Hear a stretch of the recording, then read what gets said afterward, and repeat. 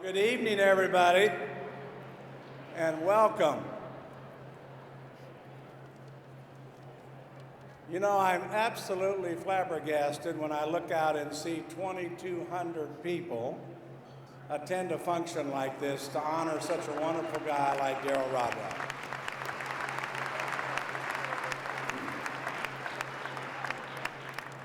It's truly an honor for me to be here and introduce Daryl tonight. My name is Reilly, and Daryl and I have been close friends for 28 years. We've been friends, we've been business associates. Daryl has been the most important blessing in my life. He's truly like a brother to me. And we've been through a lot together. And I know many of you in this room know Daryl and have known Daryl longer than I have. But I'd like to think I know him pretty well. I think that video that you just saw exemplifies Daryl Rodrock and his life. And you can't help but think we've all had people in our lives who have truly made a difference for each and every one of us. And Daryl Rodrock has made a difference in so many people's lives. That's why there's 2,200 of us here tonight to honor this great man. You know, when you think about Daryl, and he says I'm one of his best friends. Well, let me tell you how Daryl talks. You're all his best friends. And I used to think Daryl's got great judgment, but then I got to thinking, well, why am I his best friend? I don't fish. I don't hunt. I don't own any horses. I don't ride horses. Why in the hell am I his best friend? And I never wear Western gear, and my feet are killing me in these damn boots. But they're on me tonight for Daryl Rodrock. But I like to think that I am one of his best friends, and I say that humbly. I am one of his best friends. And when you describe Daryl and you talk about adjectives to describe Daryl, it's almost impossible. I know many of you have seen the movie Top Gun. Well, I'm not talking that he looks like Tom Cruise. I'm talking he looks like that damn F-16 that's ready to take off every day like a bullet and just zoom through the air with energy and thrust. Daryl Rodrock is so full of energy, vision, compassion, love of life, that it's unexplainable unless you know Daryl well. And what he's accomplished in his life, you know, he was a coach. He still is a coach. When he graduated from Kansas, and we went to KU together, same years, same major. We didn't know each other at the time. But Daryl's always been a coach. He coached at Shawnee Mission West. He won several state championships. I cannot tell you how many people that I meet that know that I'm a friend of Daryl's, and they say, you know, Daryl Rodrock coached me at Shawnee Mission West and altered my life forever. He made me such a better person. And today, at age 70, what's Daryl doing? He's coaching. And what this man has accomplished in his 70 years is remarkable to all of us. I'm going to give you some numbers. I know you know these numbers, but they're staggering, and I want you to focus on them. 80 residential communities in Johnson County, in Kansas City. 80. Over 30,000 people reside in a Rodrock community. 9,000 to 10,000 homes have been built in this gentleman's communities. And what's the first thing he did when he started?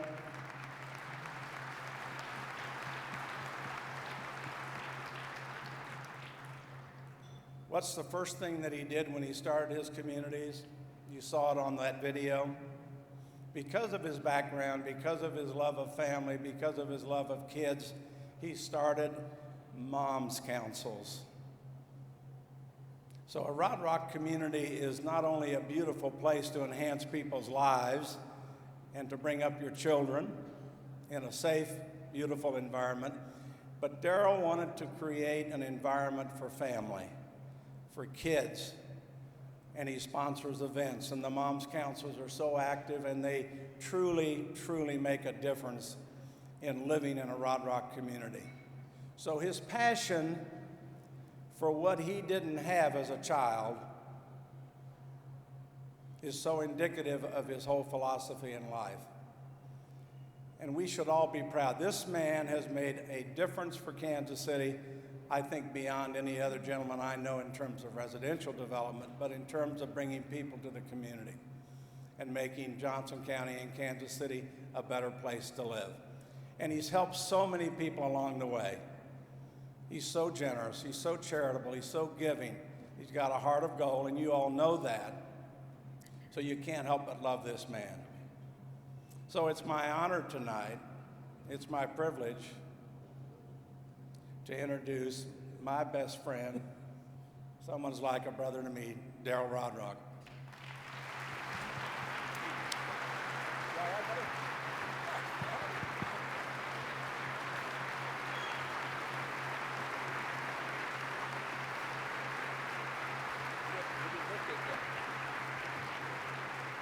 Just 'cause the winds blow, the rains pour, seasons and sorrow, and I'm gonna love you like there's no tomorrow, 'cause my love is all yours.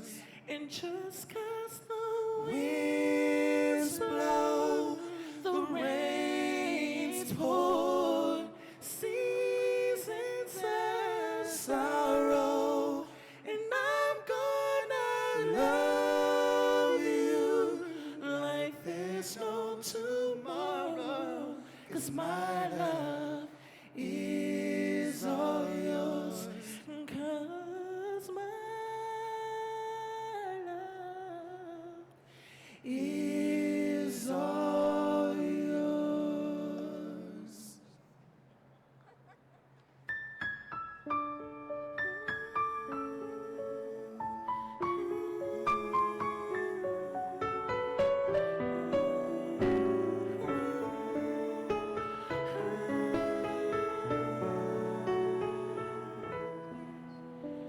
Happy birthday to you.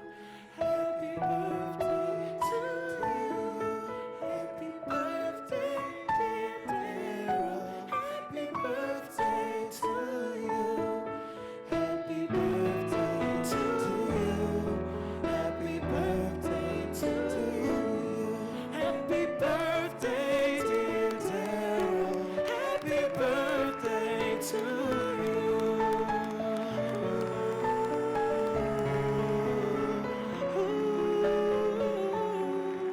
Happy birthday to Daryl.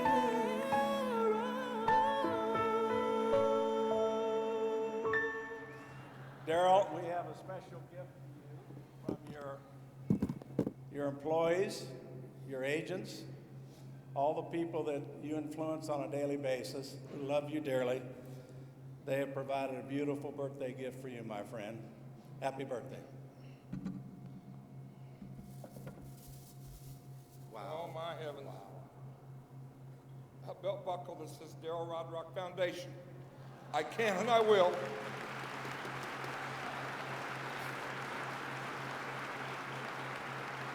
A beautiful belt buckle for my Western friends. Thank you. Now is it my turn, Jerry?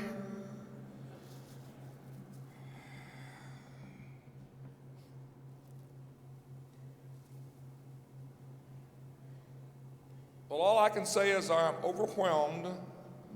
We started 100 days ago with a dear, darling friend of mine named Brenda Sanders. And we were going to have a birthday party. We'll get her up here. And she says, Daryl, you've always wanted to do something special in your life for kids because of your childhood. We'll start a little party and have a foundation. I said, well, Brenda, you know, if we could have a couple, 200 or 300 people, it'd be overwhelming. Well, we're overwhelmed. I would like to reach out to each one of you and thank you. And as best as I could, I've tried to, but there's just too many, and I appreciate it so much. Brenda, where is Brenda? Where's Brenda? Now, I told her to be up here when I came on the stage. Brenda Sanders, we're going to wait till you get here. Brenda, do you all know Brenda? She's a little bit shy.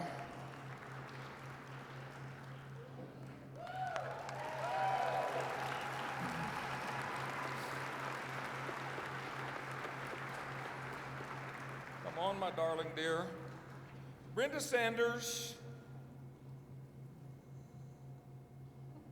has a heart the size of Pikes Peak.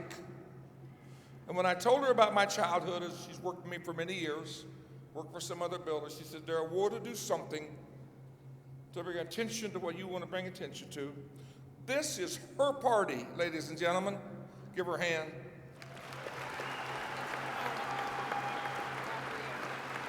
This is her party. And by the way, she did invite me, which was nice of her. Yeah. I am so honored, and I cannot tell you, I mean this sincerely, to have someone of this heart and this compassion and this desire to make a difference in people's lives. And I told her just this last night, I truly am connected with her and our souls about helping some young girl or some young boy to make a difference in their lives. And I can't tell you how much I honor you, dear. And I have something for you. And here's some roses. Now, where's Leslie? I want to thank Leslie. Leslie's over there. Leslie, will you walk up here? Leslie came to work for her with us. All your seating, everything of detail. This lady has worked nonstop, hour after hour, to make it work and function, to seat people and the table arrangements. She's one of our dear friends and a best friend. And Leslie, I got to tell you how special. I'm talking hours and hours.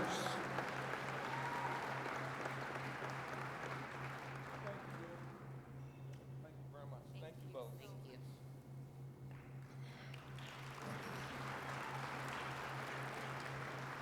I've got a lot of people to thank, but I want to start this off a little bit.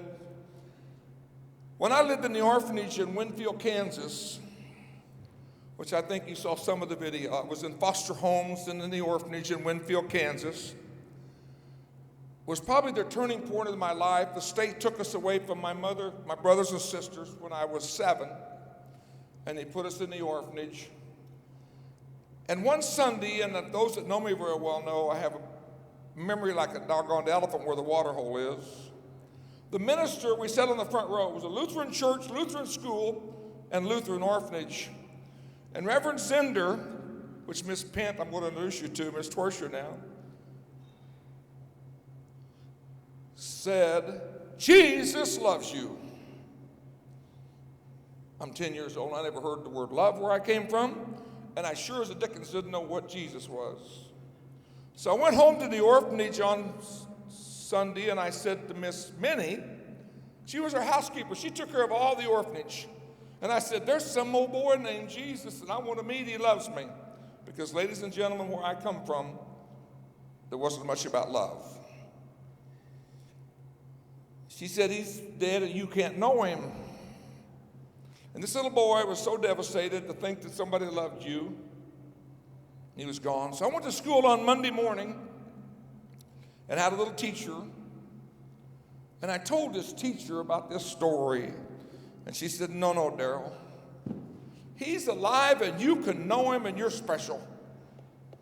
She put her arm around me. She nurtured me. She lifted me up. She made me think I was important.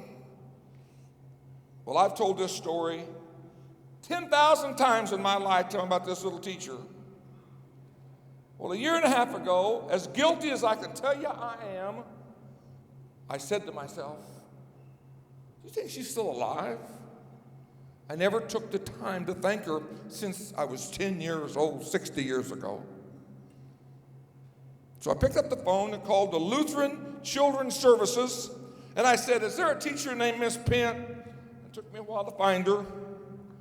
And sure enough, this teacher was alive, lived close to Wichita.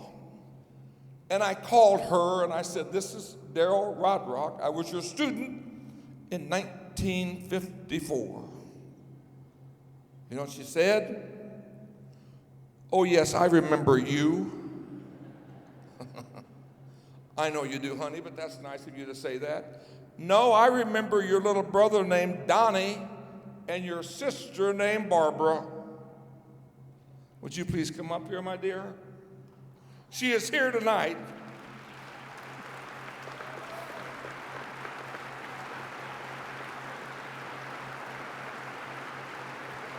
Look at you. Look at you.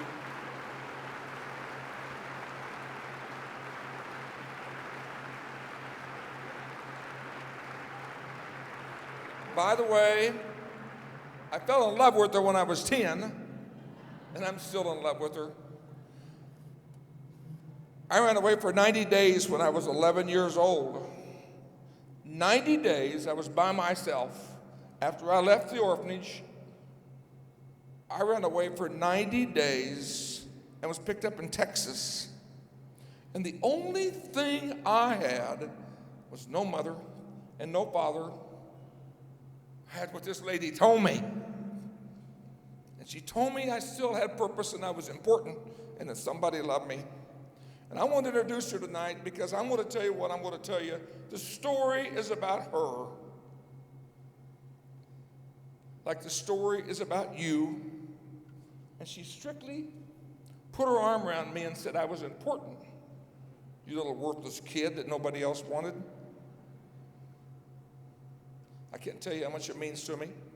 And you know what else I've got? My foster mother that finally raised me when she passed away. Under her bed, we found a box. And we found a catechism from the Lutheran school in 1954 that this woman taught me out of. I'd like to have her sign it tonight for me. I never had her sign it. It's a very meaningful experience to me to have this beautiful lady in my life. And I can't thank her enough for what she did for Daryl Rodrock. Thank you, dear. Thank you. You be careful getting down.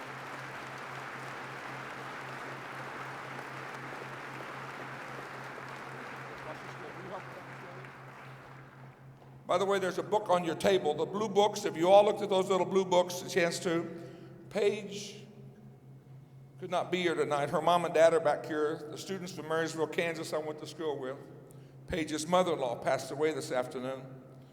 She wrote that book about my life, a little story, and if you enjoy this, each for you if you want to take it. I can't tell you. She just got up one morning, started writing, and finished the book. And I really appreciate what she's done for me. The next thing I want to do is I have a board of directors to help us decide the money we raise, how we're going to help people. And I don't know where you all are, but I want to tell you about this board. Duncan, are you here? Duncan Burdett? Where's Duncan?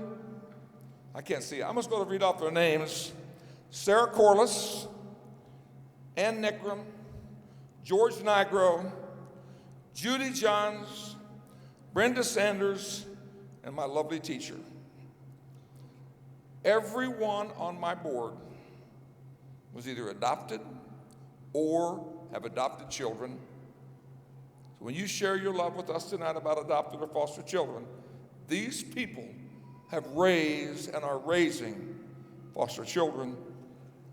The next thing I want to do is talk about our sponsors. We asked people to support this. We had no idea. And I'm going to mention, we've got so many sponsors. They're all up here, and I can't mention all of you. But there's a few I've got to mention. There's a young man named Jim Engel. Jim Engel's a young builder here in Kansas City, and I met with him a month or two ago. And he says, Daryl, I'm just going to give I can't even say it. I'm just going to give you $50,000 to start your foundation. Stand up, Jim. 40 years old, because he said, I want to bless other people the way I've been blessed. Jerry Reilly, my love partner, my friend, and Larry O'Donnell gave $25,000. Some at home, Fred, thank you. Fred is giving $1,000 a home all year long for every home he sells in the Rodrock community. By the way, we're motivated to sell them. Allure Homes, Rocky and Lindy are giving $1,000 a home for the rest of this year in the Rodrock community. I can't tell you how much we appreciate that. By the way, we have a giving trees. I don't know if you've seen them around the room. People were sharing the interest of helping other people, cornerstone of care. KVC is here tonight. I think they brought 7 tables with them tonight. Casa the Court Appointed Advocate for Children have trees around the room if you could pick things off and help them. The Healing House, my very, very dear friend Bobby Joe Reed's here, helping people rise from where they came from to get back on their feet. The Children's Place, Drums Farm Center for Children, the Midwest Foster Care and Adoption Agency, the Gillis Center, the Horsepower, and a Child's Hope. We have what we're calling giving trees. If you see something on those trees you can take off and furnish those people, we appreciate it. We had over 200 volunteers offered to help us with this dinner tonight, with this program. I don't even know all of you, but I thank you from the bottom of my heart that this went like this. 200 volunteers. Brian, my son, and his family, I'm so thrilled to see you. My sister couldn't make it, who also was in the orphanage with me. She's sick tonight. But her sons and family are here tonight, my nephews. Just so proud that they're here. I'd like to thank my friends from California, from Florida, from Louisiana, from Texas, from Oklahoma, from Arizona, from Indiana, from Pennsylvania, from Arizona, and from Arkansas. Thank you for coming all this way to support me tonight. I appreciate that so much. I'm going to talk just a little bit about some of the things about the foundation, and I know we got to keep moving. You'll just have to bear with me because I'm talking from my heart, and I've got you captured for a few minutes. I've never felt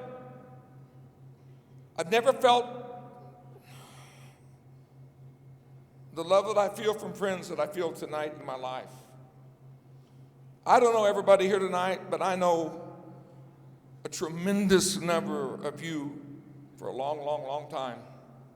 By the way, there's painters here, there's carpenters here, there's bankers here, there's real estate people, there's wrestlers here, there's engineers. I can't even tell you the scope of my friends through the years that have lifted me up and supported me.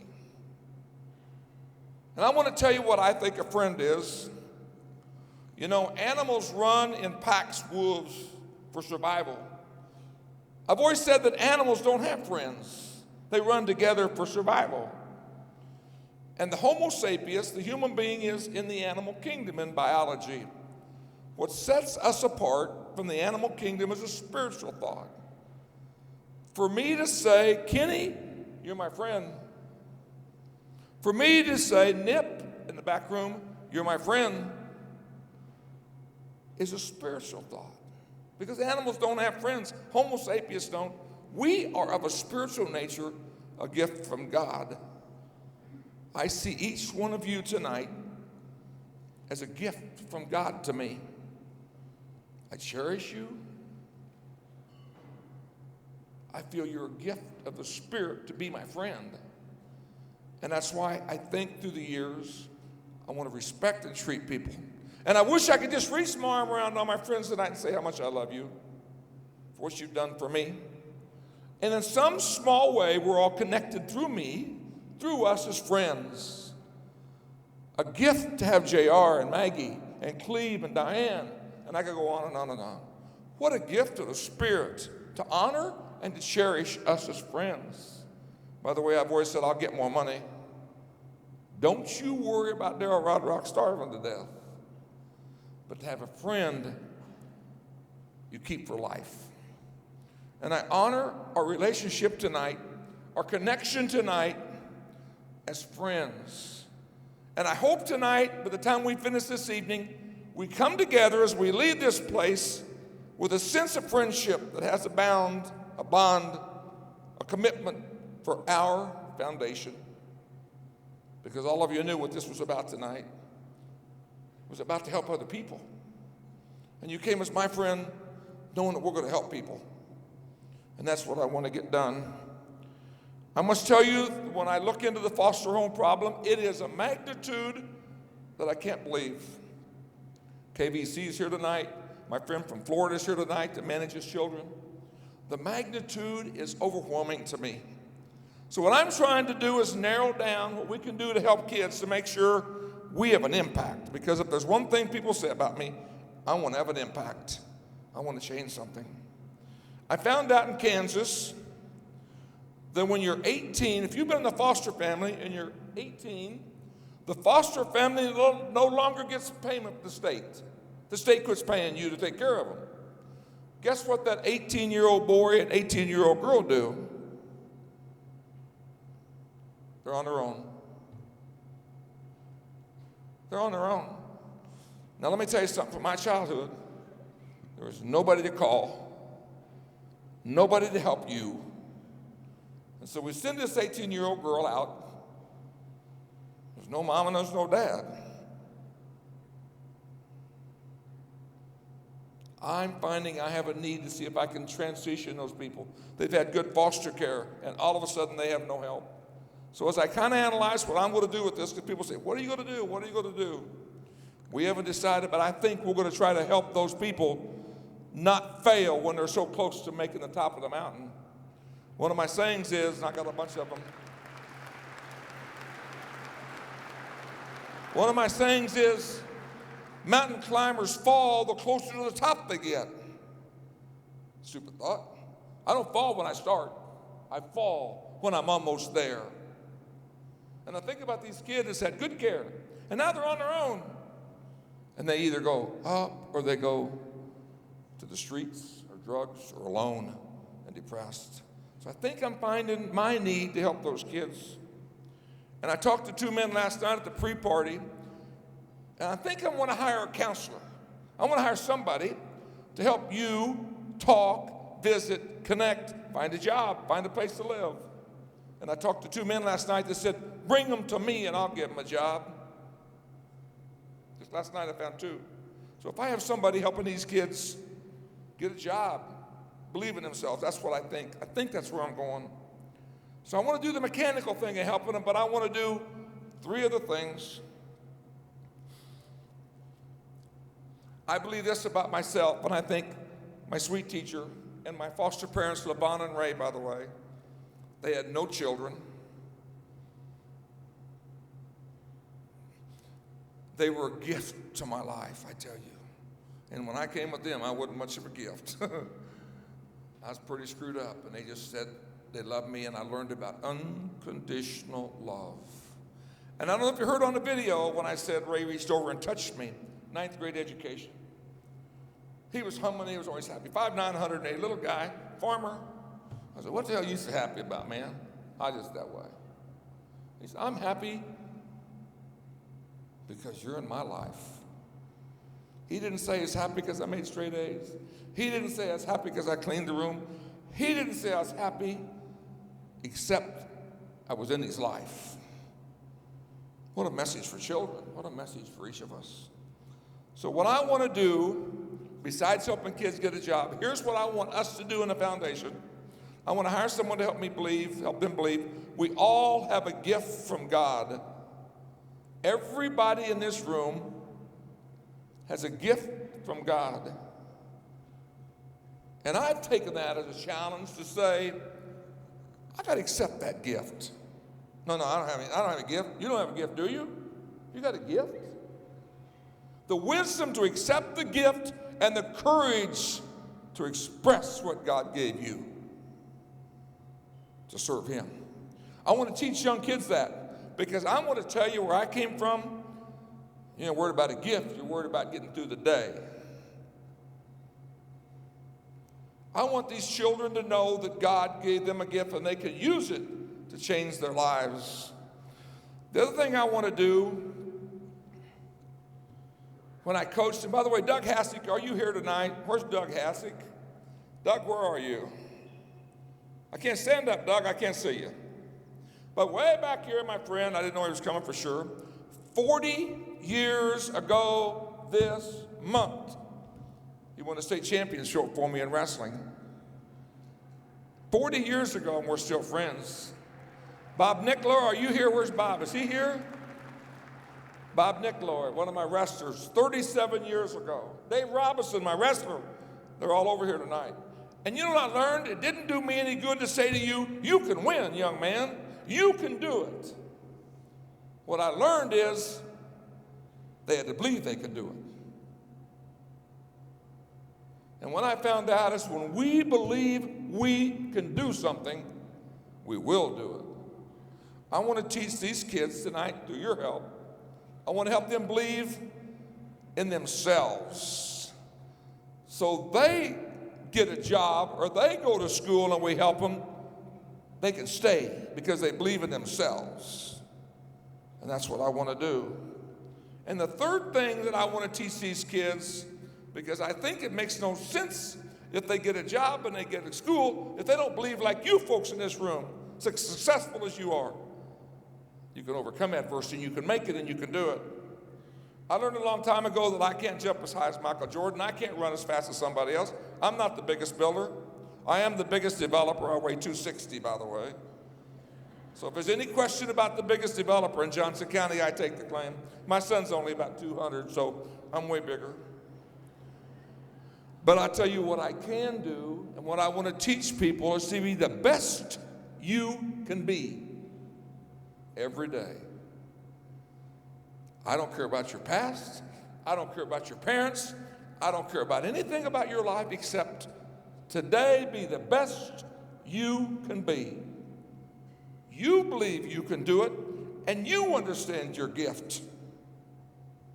Then maybe when they face adversity, maybe when they face despair, maybe when they get this rejected feeling that I understand they have, they'll overcome it.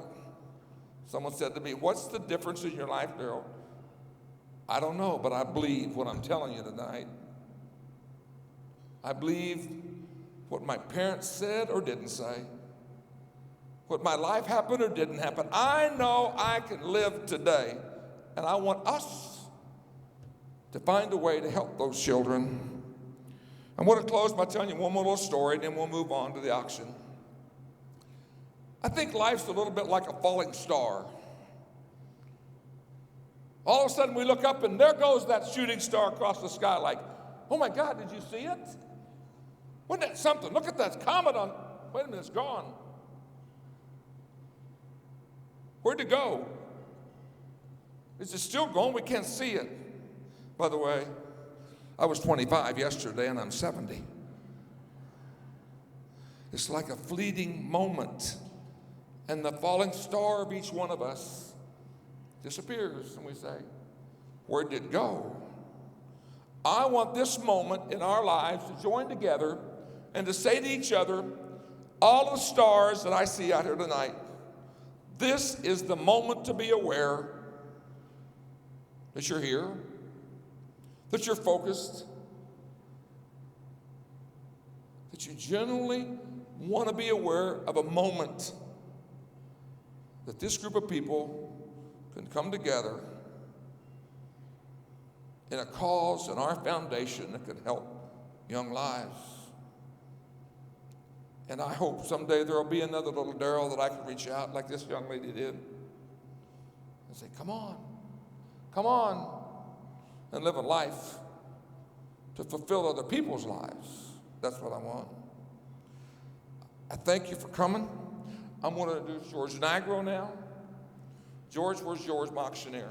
Did he back out on the trip now? Where's my auctioneer? Thank you for listening to me. I needed to say what I needed to say, and I appreciate it. Thank you so much.